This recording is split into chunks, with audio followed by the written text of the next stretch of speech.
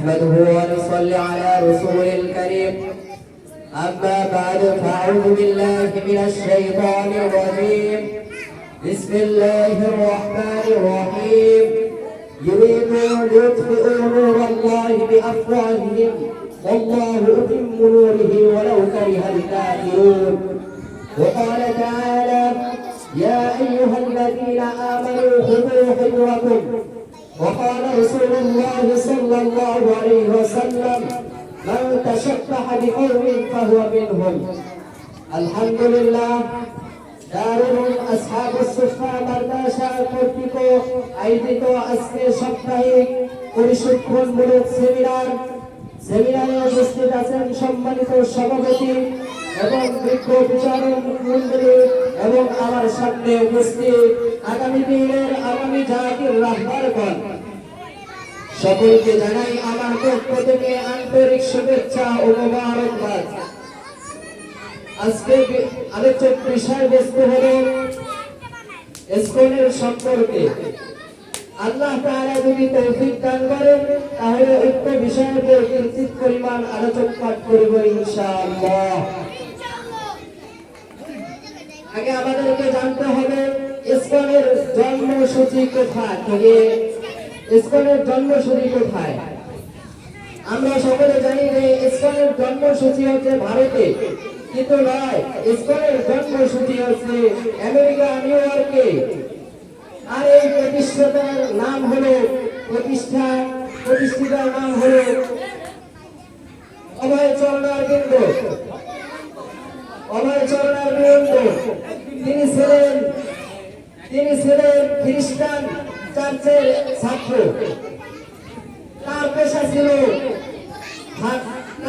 ছিল ফার্মাসিউটিক্যাল ব্যবসায়ী। আল্লাহ তাআলা কোরআনে কারীমের মধ্যে মুমিনদেরকে জানিয়ে দেন, ঈমানদারদেরকে জানিয়ে দেন, মুসলমানদেরকে জানিয়ে দেন ইয়া আইয়ুহাল্লাযীনা আমানু খুযু হিযরাকুম। হে ঈমানদারগণ, তোমরা সাবধানতার সাথে থাকো, কেননা তোমাদের উপর বিপদ আসতেই পারে, তোমাদের উপর কাফের মুশরিকরা তোমাদেরকে আক্রমণ করতেই পারে, ইসলাম তোমাদের উপর আক্রমণ করতেই পারে। তোমরা সাবধানতার সাথে চলো। আল্লাহ তাআলা আমাদেরকে জানিয়ে দিয়েছেন তোমরা সাবধানতার সাথে চলো। ইসলামের জন্ম এবং উদ্দেশ্য হলো কি, ইসলামের উগ্র কার্যকর্ম উদাহরণস্বরূপ এমন ছিল যে 2014 সালে ঢাকা স্বামীবাগে তারাবি নামাজের ইসকন গ্রুপ বাধা দেয়। ইসকনের ভক্তরা তারাবি নামাজে বাধা দেয়। তারা বাধা প্রদান করে 2016 সালে আমরা যদি সিলেটের দিকে তাকাই তাহলে ইসকনের মন্দির থেকে পার্শ্ববর্তী মসজিদের মুসল্লিদের উপর গুলিবর্ষণ করে ইসকনের দলেরা। এতে বহু মুসল্লি আহত হয়ে পড়ে। এবং 2016 সালে আবার যদি তাকাই সিলেটের দিকে, ইসকনের বিরুদ্ধে কথা বলার কারণে মসজিদের ইমাম সাহেবকে হত্যা করা হয়। 2019 সালের দিকে যদি আমরা চট্টগ্রামের দিকে তাকাই তাহলে দেখা যায় যে চট্টগ্রামে একটা স্কুল, যে ইসকন ফুটবল লাইফ কার্যক্রম শিশুদের মানব প্রদান করে, তাদেরকে বলে যে হরে কৃষ্ণ বলতে, তাদেরকে বলা হয় যে বলো হরে কৃষ্ণ জপতে বাধ্য করা হয়। 2023 সালের দিকে যদি আমরা তাকাই 2023 সালের দিকে যদি আমরা তাকাই তারপরে দেখা যায় যে ঢাকায় বিভিন্ন অঞ্চলে লাউড স্পিকারে আজান দেওয়া নিষিদ্ধ। ইসকনের ভক্তরা বাধা প্রদান করে। আজানকে তারা ধর্মীয় উস্কানি হিসাবে বাধা প্রদান করে।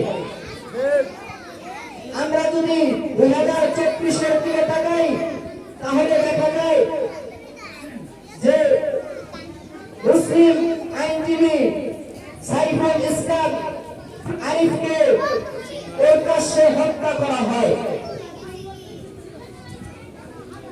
আল্লাহ তাআলা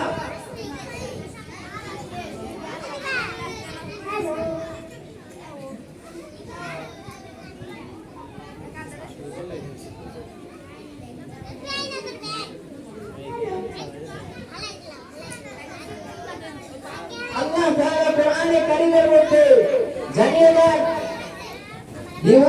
ইউরিদু লিইউতফিউ নূরাল্লাহি বিআফওয়াহিহিম ওয়াল্লাহু মুতিম্মু নূরিহি ওয়ালাউ কারিহাল কাফিরুন।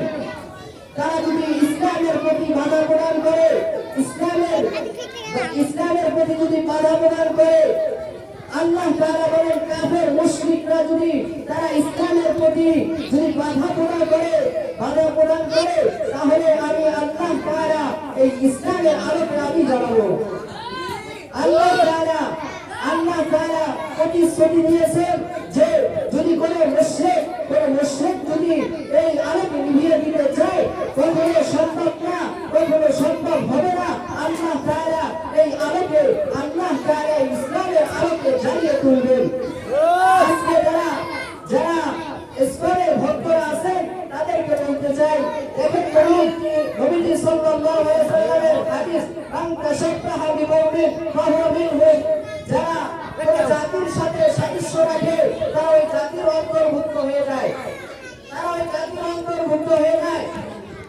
আজকে আপনি যদি মুসলিম হয়ে যদি আপনি ইসলামের সাথে ঘরভুক্ত হন, তাদের সাথে যদি যোগ দেন তাহলে তাদের ঘরে অন্তর্ভুক্ত হয়ে যাইবেন। আজকে আপনাকে যদি ইসলামের লোকেরা যদি আপনাকে টাকা দিয়ে লোক দেখায় আর যদি আপনি টাকা নিয়ে তাদের ঘরে অন্তর্ভুক্ত করেন, ঘরে অন্তর্ভুক্ত হয় তাহলে তাদের ঘরে অন্তর্ভুক্ত হয়ে যাইবেন। আল্লাহ নবী সাল্লাল্লাহু আলাইহি ওয়াসাল্লাম এটা বলেছেন। আজকে ইসলামকে এই বাংলাদেশ থেকে নিষিদ্ধ ঘোষণা করতে হবে। এই বাংলাদেশ থেকে ইসলাম নিষিদ্ধ করতে হবে। আর আমরা এটা আমাদের এই রাষ্ট্রটা হচ্ছে ইসলামী রাষ্ট্র। এই রাষ্ট্রের ভিতরে যারা আল্লাহ তাআলা বিধানের ভিতরে বাধা প্রদান করে, আল্লাহ তাআলা বিধানের উপর বাধা প্রদান করলে আল্লাহ তাআলা তাদের রক্ষা করবেন না।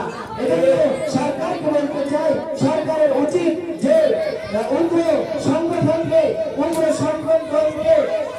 কার্যকলাপ কঠোরভাবে পদক্ষেপ নেওয়া, তাদের উপর কার্যকলাপ পদক্ষেপ নেওয়া। এবারে আমি আর সংক্ষিপ্ত বক্তব্য শেষ করবো। আমার